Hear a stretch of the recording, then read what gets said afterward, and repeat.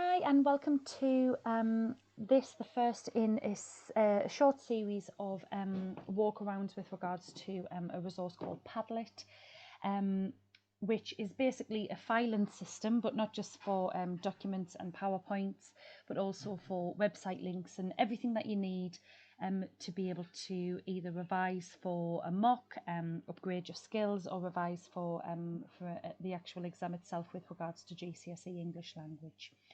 Now, I will be providing the link separately, but if you do need to type it in manually into your phones or into your laptops and tablets, the address is here below, which is padlet.com/TLA_SusieC/Newcastle College GCSE English. Okay, so once you do click on that link or type it in, what you see should look a bit like this. Okay, so like I say, it's basically a nice little filing system where you can compartmentalize the different papers, the different skills. You can, if you wanted to create a Padlet of your own, then you can do that as well, and play around with the layout and things.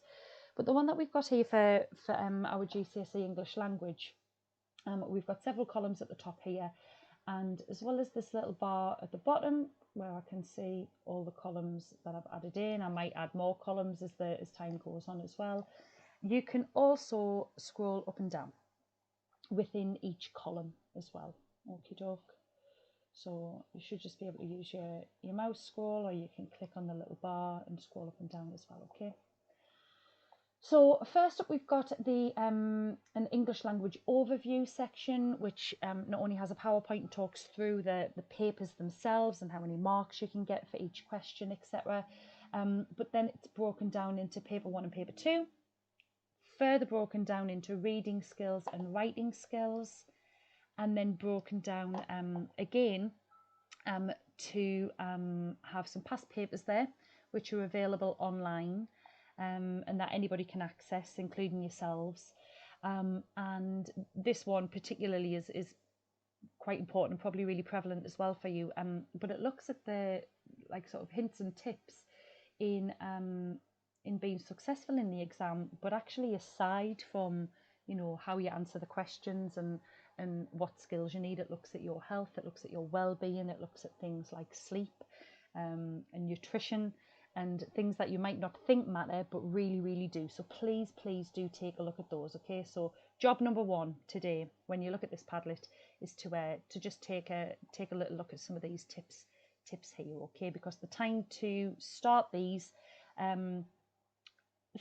tips, if you haven't already, or if you don't do it already, with regards to sleep and nutrition, the time is now, right now. Okay.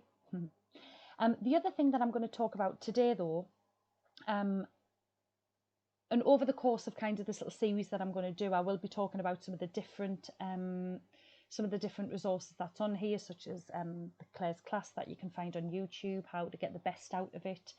But the two things that I particularly want to look at today are these two here, which is at the very top of paper 1 and paper 2, and they're fiction extracts and non-fiction extracts. Okay, now I've said this 100 times. If I teach you, you'll be bored of hearing this now, but if I don't teach you, I'm going to say it again, so that you know it. But readers only get better at reading by reading, and writers only get better at writing by reading as well. Okay, so it's this idea of kind of involving ourselves with as much fiction and non-fiction as we possibly can, and this is going to give you a nice little opportunity to be able to do that. Okay, so if I just open up the fiction extracts here, so I'm just going to click on it, and it's an extract booklet. Okay, so it has a series of extracts, all with a context statement at the top, because just like in a mock or in the exam itself, you're always going to have a context statement at the top of each. So there's 3, 4, 5, 6, and it goes on. We're not even halfway down. So you've probably got about 10 to 15 texts here, all separate, all completely separate from one another. They don't link in any way apart from the fact that they are fictional. Okay. So the first thing that I think is really important for you to do is not necessarily start from top to bottom and read the whole lot in one sitting, But maybe take a look at the context statements. There might be some there that you recognise. For example, for my classes, we've looked at War of the Worlds by H.G. Wells. There's a couple of others that we've looked at as well. It might be that you think, oh yeah, I remember that, I'm going to revisit it. Or there might just be something that takes your fancy. For example, here from The Lord of the Flies, you might have heard of that before. Here's a nice little extract from that. A couple of extracts there, actually. And all I'm asking you to do is kind of read through the extract and engage with it, okay? And I'll come to some questions that you can ask yourselves in a moment to help you do that. Now, sort of, you know, day one of revising, or, you know, if you're sitting down with a pen and paper thinking, right, I'm going to do some work now for my English. What I wouldn't recommend you do in the first instance is pore over exam questions, all right? Because what you'll be doing is you'll be answering them, and let's say you answer, you know, 5 papers worth of exam questions, you could be making the same mistake over and over again, couldn't you? All right. So the idea of sitting down and trying to answer exam style questions is probably at this stage a little bit fruitless, okay? What the main priority for you to do initially is to read, because it's going to help you with your reading and your writing, and then to ask yourself some questions. By all means, you know, take notes and things like that, but I'll direct you as to how to do that in a moment, okay? Just very quickly going over to the non-fiction extracts. Same setup, all right, to paper 2, and these ones, because paper 2 have got two texts that are always linked thematically. So this one, we've got a crime text here, followed by another crime text. Then we've got a text about Christopher Columbus. Then we have a text about London. Both of those are linked in the sense of, sorry, my mistake. There's another one about Christopher Columbus. Then we've got 2 accounts of London. So you see how it goes.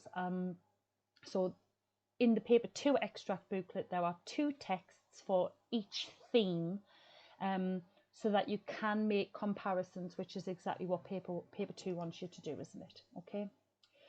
So just going back to this slide here, or going on to this slide here, I should say. So while you're going through the papers, while you're going through those extract booklets, questions that you could ask yourself, okay? Now, I've already said, you know, don't pour all your time over answering questions if you're unsure of how to do it, if you're you know, you could potentially be making the same mistakes over and over and over again, and when you're revising and you're doing it at home, you don't have anybody to tell you what's going well and what to improve upon, do you? So things that I would recommend you do. So for paper 1, we've got a bulk of questions here for paper 1, haven't we? So ask yourself, what you've read about?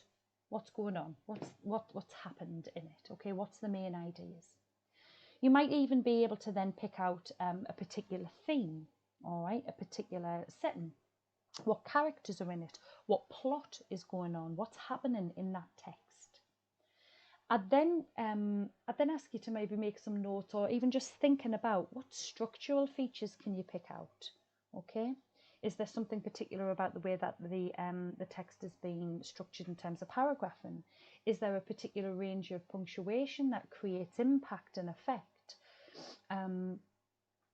Is there use of Freytag's triangle or Freytag's pyramid in there, where you can see a very clear, you know, exposition, rising action, climax, etc. I'd ask you to do the same again with language features as well. Just see if you can identify any, all right? And then at that point, if you can, ask yourself, what has that writer tried to do there? Even if you don't think he's done it very well at the moment, has that writer tried to make you feel emotional? Has that writer tried to make you feel sorry towards a particular character? Has that writer tried to create suspense or tension? All right, what is it that writer's tried to do? And then if he has tried to do it, how has he tried to do it? Is that effective? All right. And the how and the why is when you then actually start talking about, well, he's managed to do this because of that structural feature, or he's managed to do this because of that word choice or that language feature that he's used, okay? And again, this isn't necessarily a list for you to be writing down all of the answers to these questions, all right? Just mind map it out, make some notes, or just do some thinking around it. And then ask yourself as well, whatever it is that they've tried to do, have they been successful in doing that? And again, that links back to language and structure as well, doesn't it? And in essence, what you've got here is you've got the questions from, for language and structure, you've got the question of evaluation there, without actually having to answer the full questions themselves, okay? It's just thinking points. For paper 2, what I would advise you do is to do all of paper 1 questions for each of the texts, all right? But then in addition with paper 2 that you don't get in paper 1 is it's then about looking at the 2 texts that were thematically linked and saying, right, what was the same? What was different? What did the writer intend to do here? You know, it goes back to that structure language. Have they been successful in making me think or feel a certain way? But what's similar and different about the ways that they've tried to do that? Okay. Then coming on to writing, now I've kind of clumped writing together. I do have a PowerPoint on the Padlet with regards to writing descriptively. But just for purposes of today and this first little video, if you were wanting to kind of look into writing, then what I would suggest you do is, after you've read either the text on paper 1 or the texts from paper 2, is ask yourself, right, so if it was paper 1, if I had to write a narrative right now, a story that was based on what I've just read, what would I write about? Okay, even just generating those ideas is part of upgrading those skills. If it's been paper 2 that you've looked at, which is non-fiction, then ask yourself, if I was asked to write a speech or a letter that was based on what I've just read, what would I write about? Now, here's the thing. At this point, you can't get anything wrong, all right, because you're just thinking, you're just taking notes. The idea of being engaged in those texts themselves is more important than anything else when we start off. Okay, we can hone all the rest of the stuff a little later, all right? But just engaging yourself in texts, because what I find happens in class, whether it's again whether you get taught by me or get taught by somebody else, is it can be quite difficult to sit with a text, read it from top to bottom, and understand what's going on in it. And sometimes when we have our teachers or somebody else reading it out for us, their intonation is quite sing-songy and they read it like a story, and we understand it better, don't we? But in this kind of mock situation or exam situation, you're not going to have that. Okay, you're not going to have that person being able to read it out in a sing-songy way, which will help you understand it. Okay, so get involved with the texts, read them, try and understand them, and then ask yourselves these questions. Again, either take a note of this or take a screenshot or just pause the video. It's absolutely fine.